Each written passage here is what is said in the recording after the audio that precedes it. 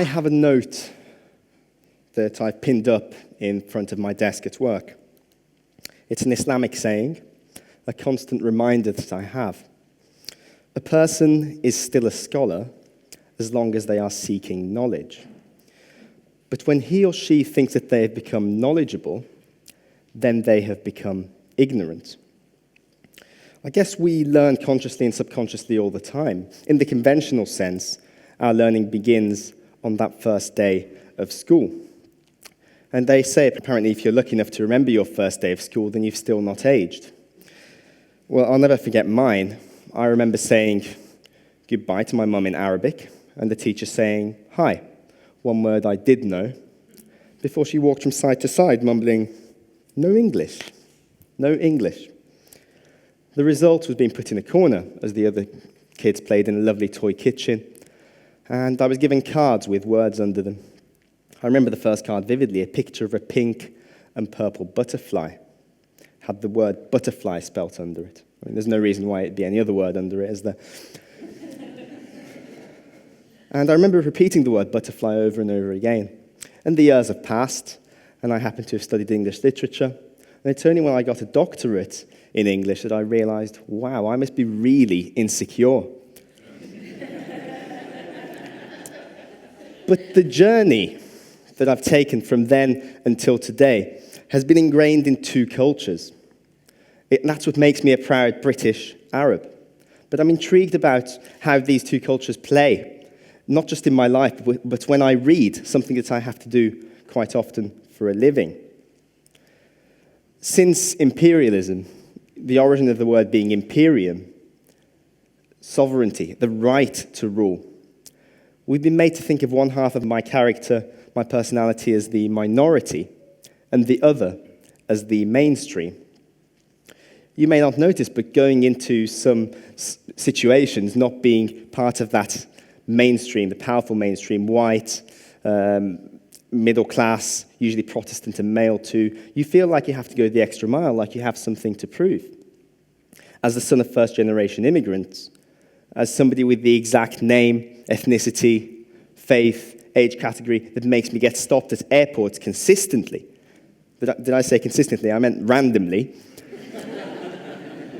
As I enter my own country, Britain. One border control officer even felt the need, after finding out what I work, to ask me who my favorite playwright was, to make sure I wasn't lying.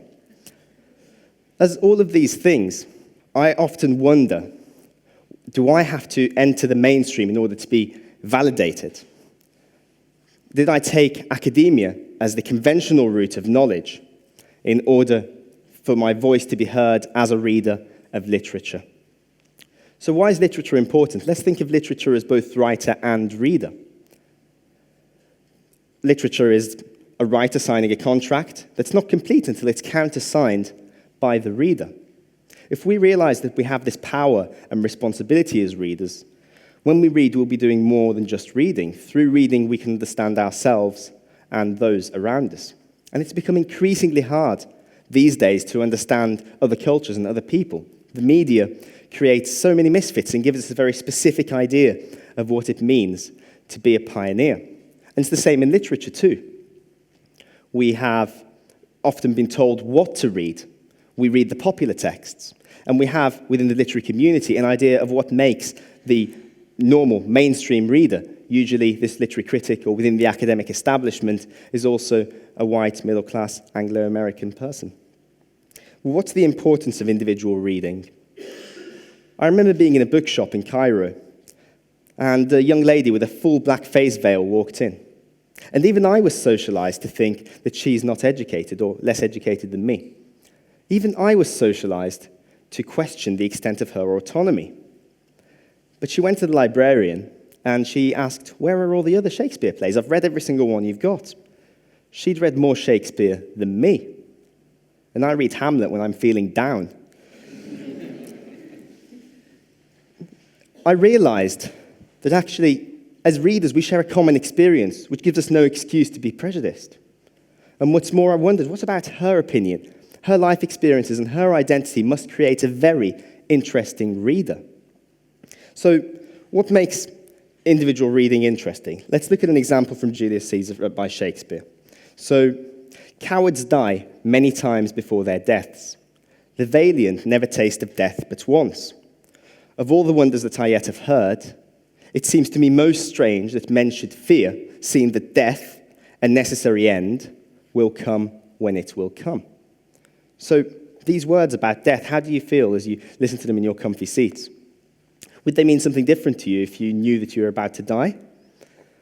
Well, if we travel to Robben Island, South Africa, where prisoners were held during apartheid, we'll see that this complete work of Shakespeare was snuck in, and it was disguised as a religious work because they were only allowed religious works in the prison.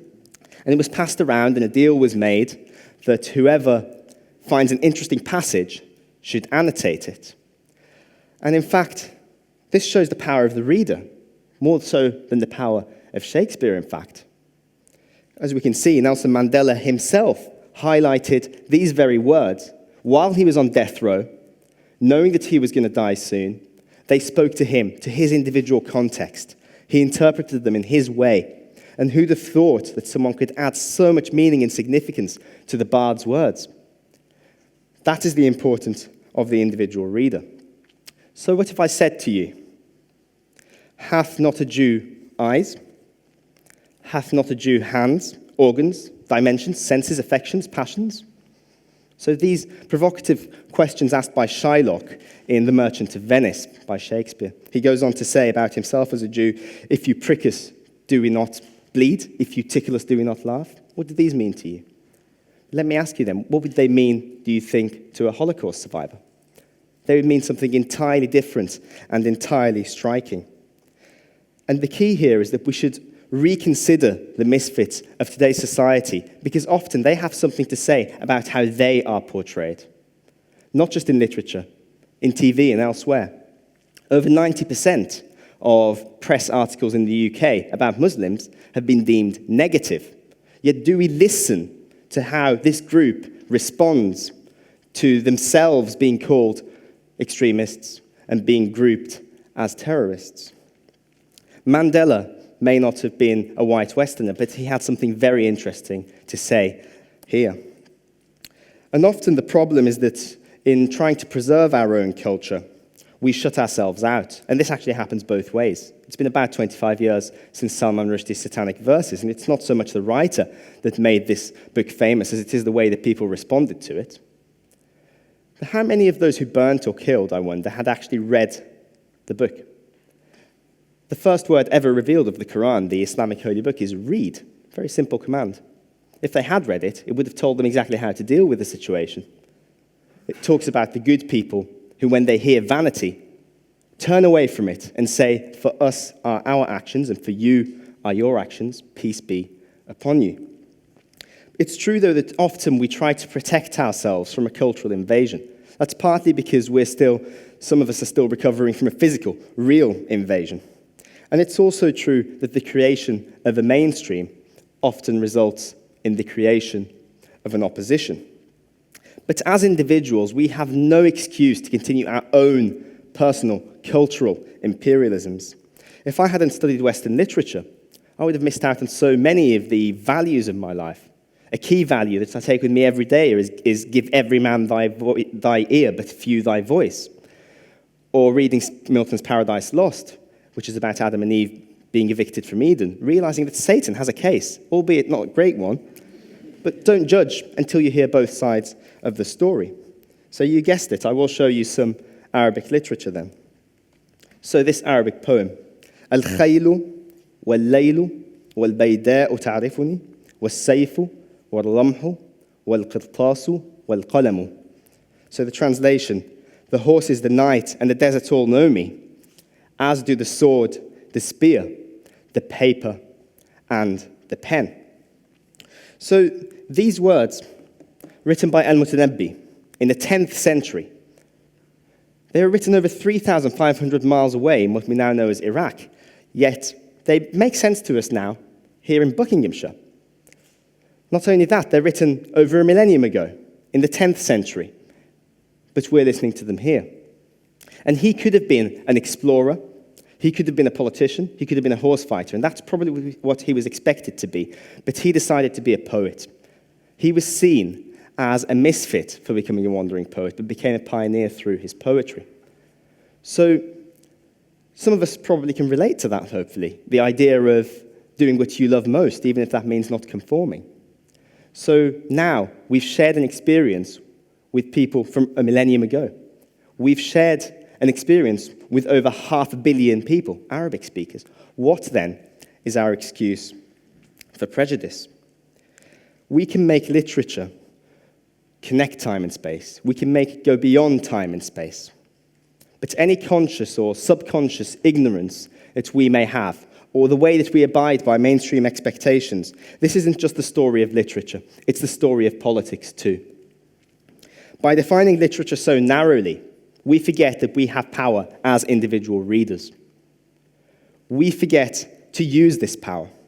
By ignoring the power of different readers, this mirrors the way that we ignore the beauty of different cultures. And if we forget that there is more than one way of reading, we forget that there is more than one way of living, of being. By keeping literature in this way, by letting the mainstream literary establishment define what we read and what makes the perfect reader, we're not only missing out on diversity, we're decreasing understanding and increasing conflict. We must place equal value on every culture, no matter how tempting it is to deem one culture that's not yours as both exotic and inferior. If we don't place equal value on cultures, on literatures, on readers, what hope do we have of placing equal value on people's lives, on people's blood? So going back then to that first day of school, we may sideline misfits. We may perceive them not to be part of the mainstream. But I think I'm blessed to have had a foot in both worlds. But every single person is capable of having a foot in two worlds. I may have been that little boy in the corner who didn't speak English, but I'm now the first non-white, the first Muslim academic in my English department's history. We may think that just sitting in our own cultures is enough, but we all have to take responsibility. The moment we stop listening to our cultural others is the moment that we lose out. So you, as a reader, need to pioneer an idea of literature in which understanding yourself and those around you is not a one-way process. And it is not about showing common ground. It is about appreciating the particular contribution and identity of each community, each reader, to what a piece of art comes to represent. Whether that piece of art is a 10th century Arabic poem, a Shakespeare play, a controversial novel, or even a card with a pink and purple butterfly on it. In that way, we will remain scholars because we are still seeking knowledge. But the moment that we conform, that we accept the mainstream rhetoric, that we think that the value and reach of our knowledge is already enough, that is the moment when we risk becoming ignorant. Thank you.